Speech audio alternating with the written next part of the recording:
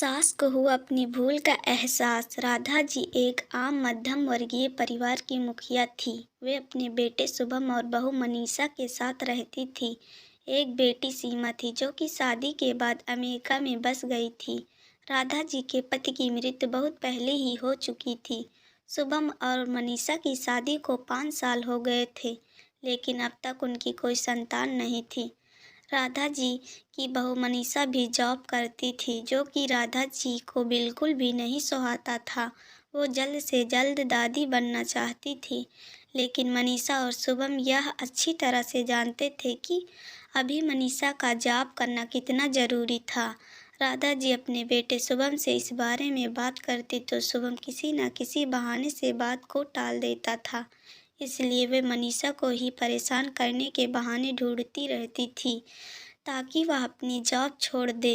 और अभी कोरोना काल में तो मानो उनके मन की मुराद ही पूरी हो गई थी।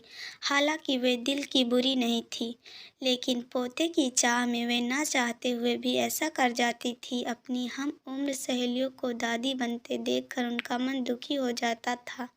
उस दिन भी घर में ऐसा ही कुछ हुआ। ऑफिस में काम की वजह से मनीषा देर तक सोती रही और राधा जी को अच्छा खासा मौका मिल गया। ये क्या बहू, अभी तक सो रही हो? पता है सुबह के 10 बज गए हैं। शुभम भी बेचारा कब से उठकर ऑफिस के काम पर लग गया है और तुम हो कि अभी तक सोई पड़ी हो। चलो अब उठकर सबके लिए चाय नाश्ता बना लो। मुझसे कुछ हो नहीं पाता है, वरना मैं तो तुम्हारे भरोसे कभी न रहती, खुद ही सब कर लेती। सारी माँ जी, वह देर रात तक काम चलता रहा, इसलिए सुबह सुबह ही सो पाई थी, इसलिए समय का पता ही नहीं चला। आप चलिए, मैं अभी जल्दी से आती हूँ। हाँ हाँ ठीक है। मेरा कुछ नहीं, पर शुभम को देख लो, उसे कुछ चाहिए तो नहीं? कब से उठा है बेचारा। हे भगवान, मुझे जल्दी से ठीक कर दे ताकि मैं ही अपने बेटे का ध्यान रख सकूं। राधा जी ने नाटकीय अंदाज में कहा। राधा जी ने अपनी बहू मनीषा को उठाते हुए कहा। मनीषा ने घड़ी देखी तो वाकई 10 बज गए थे। आज उसकी आंख कैसे नहीं खुली। वह जल्दी जल्दी अपने काम को निपटा कर हाल में आई तो शुभम अपने लैपटॉप के साथ ऑफिस के काम कर रहा था। उसने किचन में जाकर चाय नाश्ता बनाया और फिर रात के बर्तन साफ किए और झाड़ू पोछा करके नहाने चली गई। दरअसल कोरोना वायरस की बढ़ती बीमारी की वजह से शहर में पूरी तरह लॉकडाउन किया गया था, इसलिए काम वाली बाई भी नहीं आ रही थी। मनीषा खुद एक इंटरनेशनल कंपनी में काम करती थी। उसका ऑफिस टाइम निश्चित नहीं होता था। अधिकतर उसे रात में देर तक काम करना होता था। कल भी उसका काम देर तक चलता रहा, इसलिए वह देर तक सोती रही। मनीषा नहाकर आई तो देखा कि उसकी सास अपने कमरे में अपनी सहेली से फ़ोन पर बात कर रही थी। बातचीत में अपना नाम सुनकर मनीषा सास की बात सुनने लगी। अरे शारदा, तुम भी अपनी बहू को ज़्यादा सर पर मत बैठाओ। बहू को ज़्यादा उड़ने दोगी तो कल को अपनी नौकरी के चक्कर में वह तुम्हें ही घर की नौकरानी बनाकर छोड़ेगी। मैं तो भाई शुरू से ही मनीषा के नौकरी करने के खिलाफ थी। अब करे नौकरी शौक से, पर साथ साथ घर के काम भी करे। मैं तो बदन दर्द का बहाना बनाकर बैठ जाती हूँ, नहीं तो सारे काम का बोझ मेरे सिर पर आ गिरता। मैं कोई मुफ्त की नौकरानी थोड़ी ही हूँ। मैं तो कहती हूँ तुम भी यही किया करो।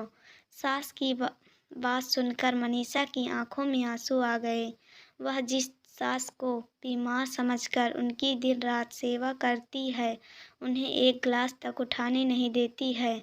सारा दिन घर का और रात को ऑफिस का काम करके थकान से चूर होकर भी ऊब तक नहीं करती, उसका यह फल मिला है। उससे माना वे मेरी नौकरी के खिलाफ हैं, मगर यदि घर की किस्त नहीं होती तो वह भी कभी नौकरी नहीं करती। शुभम का बोझ कम करने के लिए ही तो वह नौकरी कर रही थी। खैर, अभी के मुश्किल समय में वह सास से किसी भी बात पर बहस नहीं करना चाहती थी जिससे घर का माहौल खराब हो, इसलिए वह उनकी बात को नज़रअंदाज करके वहाँ से चली गई। लेकिन उसकी नज़रों में राधा जी की इज्जत जरूर कम हो गई थी। दूसरे दिन सुबह सुबह राधा जी की बेटी सीमा का अमेरिका से फ़ोन आ गया। सीमा की सास उसके पास अमेरिका आई हुई थी।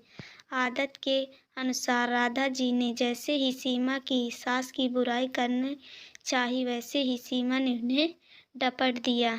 माँ, आप बिल्कुल भी माँ जी के बारे में अनाप शनाप नहीं बोलेंगी। पता है आपके चक्कर में आकर मैंने उनके साथ कितना बुरा व्यवहार किया था, लेकिन आज मुझे उनकी कीमत पता चल गई है।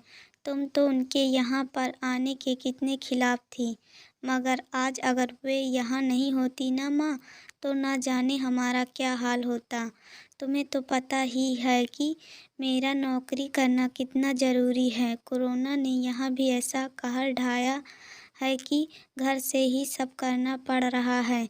किट्टू का बेबी केयर सेंटर भी बंद है। मैं और राजेश फुल टाइम बिजी रहते हैं। ऐसे में माँ जी ने अकेले ही किट्टू के साथ साथ पूरे घर का सारा काम संभाला हुआ है। मुझे कुछ भी नहीं करने देती हैं। अगर वे नहीं होती तो माँ हमारा क्या होता, यह सोचकर ही रोंगटे खड़े हो जाते हैं। सच में माँ वो कोई साधारण महिला नहीं है, बल्कि मेरे लिए तो देवी के समान है। मेरे इतना अपमान करने के बावजूद। और सीमा रोने लगी। उसने फ़ोन कट कर दिया। सीमा की बात सुनकर राधा जी की भी आंखें भर आई। उन्हें अपनी भूल का एहसास हो गया था।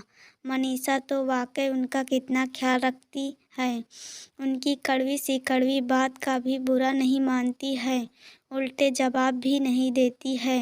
वाकई अभी का समय तो एक दूसरे को हौसला देने का है, सारे गिले शिकवे भूल कर एक दूसरे की मदद करने का है। तो फिर वे स्वार्थ में कैसे अंधी हो गई थी, इतना कैसे गिर गई थी कि ऐसे मुश्किल समय में अपने ही परिवार की सहायता नहीं कर सकती। उन्होंने उसी समय मनीषा को बुलाकर उसके सिर पर प्यार से हाथ फेरते हुए कहा, मनीषा, आज से घर के कामों की आधी जिम्मेदारी मेरी रहेगी। मैंने आज तक तुम्हें जो भी कहा और किया उसके लिए सॉरी।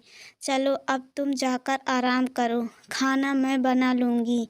इधर सास का बदला हुआ रूप देखकर मनीषा की भी आंखों में खुशी के आंसू आ गए और अपनी सास के प्रति उसके मन में फिर से पहले वाला सम्मान वापस आ गया था। शायद हमारे जीवन में मुश्किल समय आता ही इसलिए है कि हमें एक दूसरे की अहमियत का पता चले, अपनी गलतियों का एहसास होने और आगे बढ़कर माफ़ी मांगने से वाकई इंसान छोटा नहीं बल्कि बहुत बड़ा हो जाता है, राधा जी की तरह।